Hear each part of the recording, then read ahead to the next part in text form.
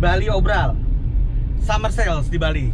Jangan kemana-mana, ikuti video ini terus.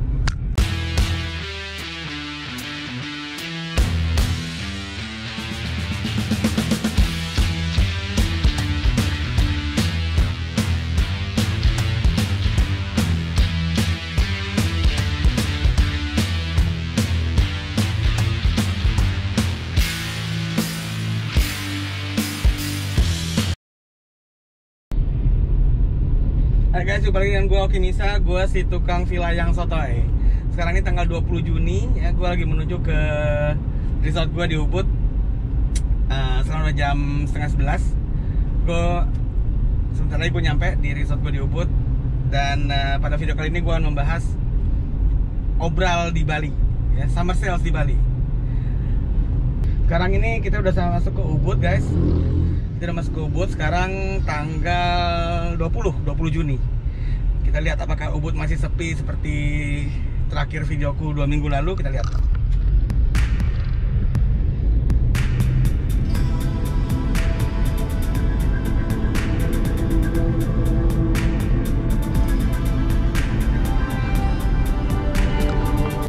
Masih sepi guys.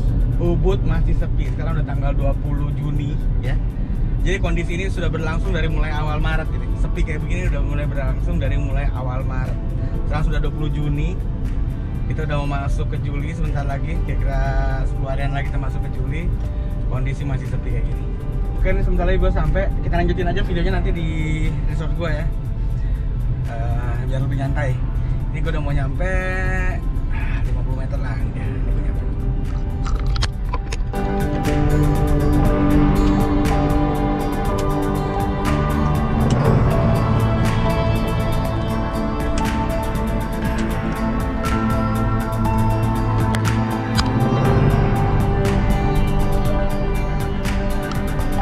Sampai guys.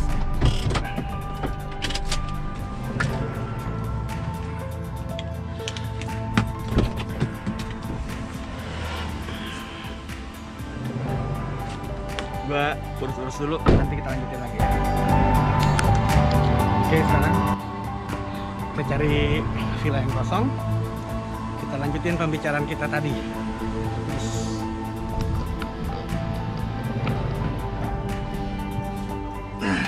Guys, sekarang kita lanjut lagi. Ya, jadi di Bali ini, ya di Bali khususnya ini, itu sekarang banyak sekali resort ataupun restoran atau kedai-kedai, ya hotel itu yang dijual murah. Dengan dijual murah, sampai 40 lebih hotel itu dijual guys. Saya ada kabarnya bilang itu sebagian hoax, tapi sebagian juga benar. Tapi sebagian yang bisa dibukti gini aja. Ini saya nanti siang mungkin di video selanjutnya akan saya, karena kalau disatuin video kayaknya terlalu panjang. Jadi nanti siang saya akan melihat salah satu yang dijual dan cukup murah ya, sebesar 4.000 square meter. Itu ada berapa kamar ya? Banyak, tidak ada block roomnya, ada villanya. Itu nggak nyampe 10 M. Bayangin, nggak nyampe 10 M. Emang sih hotelnya belum jadi, masih harus di finishing, tapi still murah. 10 M maksudnya kalau untuk mereka yang tinggal punya rumah di Pondok Indah, coba ada berapa harganya. Sekarang kita bicara kenapa hal ini bisa terjadi. Karena begini ya, perlu diingat, industri pariwisata itu memerlukan daerah atau negara lain ya. Dia bukan industri yang berdiri sendiri ya. Khususnya yang di Bali nggak ada penduduk lokal gitu ya, penduduk asli Bali yang mau ngambil tur ke Kintamani misalnya, atau mau ngambil tur ke Monkey Forest, itu nggak ada ya. Pasti itu wisatawan, mau dia wisatawan domestik atau wisatawan asing, tapi pasti wisatawan. Jadi industri pariwisata itu adalah industri yang tidak bisa berdiri sendiri, itu pasti harus ada hubungan dengan daerah atau negara lain. Nah, sekarang kita lihat kondisi negara atau daerah lain. Kita bicara dari luar negeri dulu ya. Di luar negeri itu sekarang ini perekonomiannya juga lagi turun, bukan Indonesia sendiri. Gara-gara COVID ini semuanya lagi mengalami resesi. Singapura pertumbuhan ekonominya udah minus, Jepang udah minus, Australia juga resesi terberat setelah sekian belas tahun, Malaysia juga udah berantakan, Filipina udah minus, Jerman udah minus, apalagi Inggris, Italia, Amerika udah minus. Jadi semuanya itu udah minus. Nah, Artinya kemampuan untuk traveling dari masyarakat itu berarti sudah menurun juga. Jadi kalau dibuka sekarang, siapa yang mau terbang? Pesawatnya tinggal dikit, kemampuan belanja atau kemampuan traveling dari masyarakat negara-negara sekitar juga ngedrop. Berarti tidak semeriah tahun lalu. Hanya sebagian, hanya yang berduit yang bisa traveling, ya. Nah, itu berarti masih masalah untuk khususnya untuk para pelaku UKM pariwisata di Bali. Karena orang yang kaya itu, yang traveling itu udah pasti nggak akan tinggal di pondok wisata, nggak akan mungkin tinggal di resort-resort berbintang atau di hotel-hotel bintang 1, bintang 2. Dia pasti tinggal di hotel bintang 4, bintang 5. Yang dimana hotel bintang 4, bintang 5 pun sekarang itu sudah pakang harga kos-kosan. Kebayang nggak? Ada hotel bintang 3 di Kuta. Itu sebulan itu 3 juta, udah harga kos-kosan elit. Hotel itu. Nah, sekarang yang UKM pelaku wisata yang kayak pondok wisata segala macam itu mau taruh harga berapa supaya dia bisa bersaing? Berarti perang harga pasti akan terjadi. Di new normal, orang mau traveling kemanapun, katakan dalam kasus ini ke Bali, itu udah masih swab test dulu. Swab test itu biayanya sekarang itu kurang lebih 1 juta per orang. Jadi kalau dia satu keluarga, katakan berempat, suami, istri, anak 2, itu berarti dia belum apa-apa udah mesti ngeluarin duit 4 juta. Di luar dia mesti beli tiket, di luar dia biaya dia nanti kalau lagi jalan-jalan 4 juta tuh udah keluar di depan. Berarti menengah ke bawah nggak mungkin traveling, ngapain dia buang duit? Mereka harus membetulkan kondisi keuangan mereka dulu kan baru mau traveling, apalagi ada tambahan biaya untuk tes swab test itu.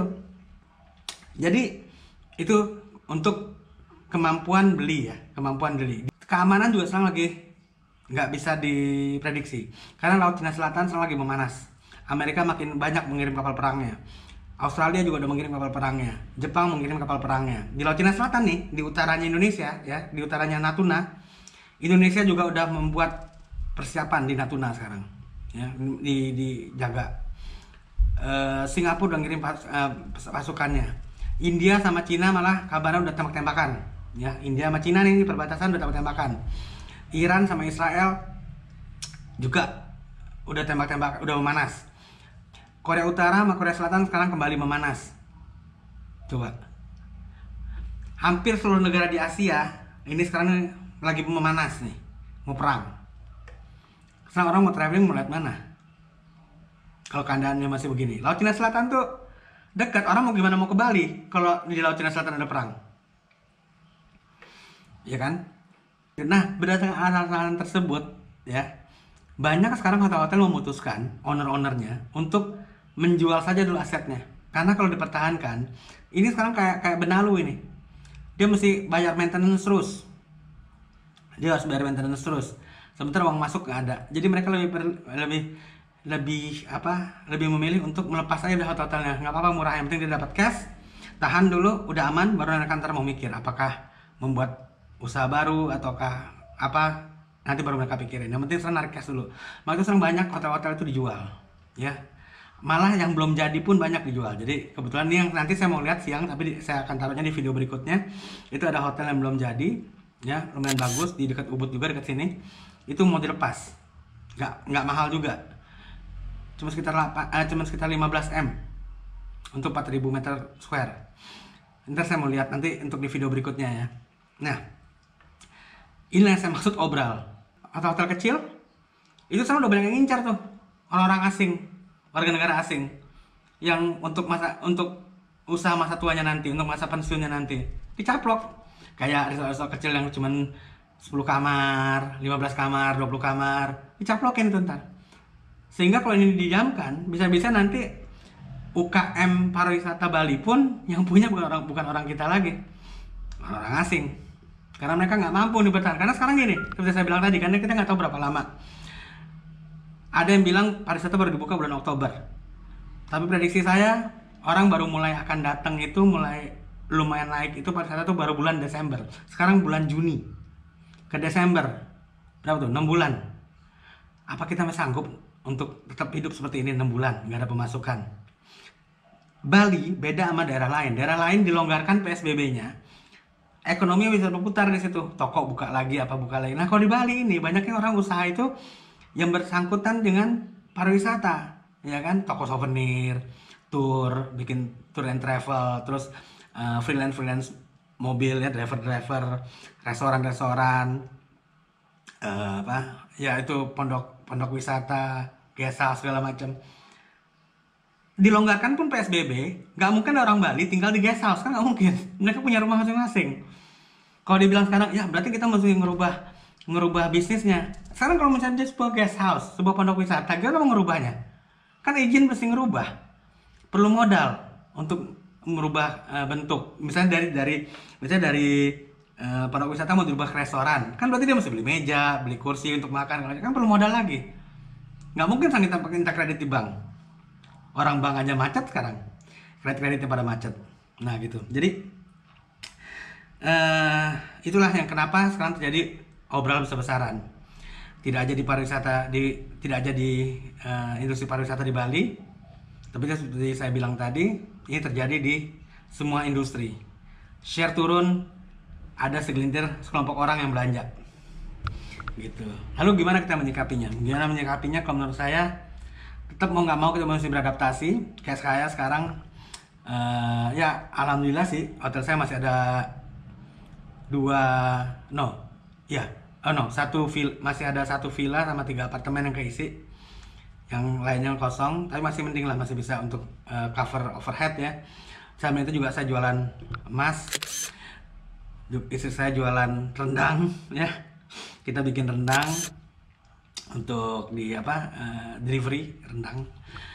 Ya mau nggak mau kita harus beradaptasi. Jadi di sini juga saya mengajak kepada teman-teman untuk jangan hanya menunggu karena kita belum jelas ini sampai kapan. Mulailah melakukan hal-hal yang di samping itu yang di luar pariwisata.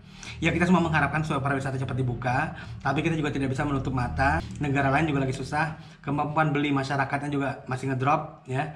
Dan belum lagi ancaman perang yang mudah-mudahan nggak terjadi yang ada di Laut Cina Selatan ini dan di negara-negara lainnya. Yuk kita beradaptasi.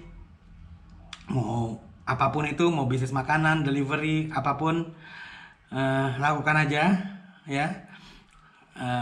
Kalau misalnya ada yang tertarik sama emas, mau nanya-nanya, silahkan juga DM ya, karena saya juga bisnis jual beli emas sekarang, dari emas yang kecil-kecil 0,05 ya, silahkan lihat ini videonya.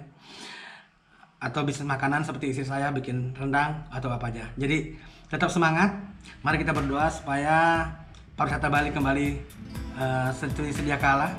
Oke, jangan lupa pakai masker, jaga jarak, cuci tangan, dan nggak usah kemana-mana lah kalau nggak perlu.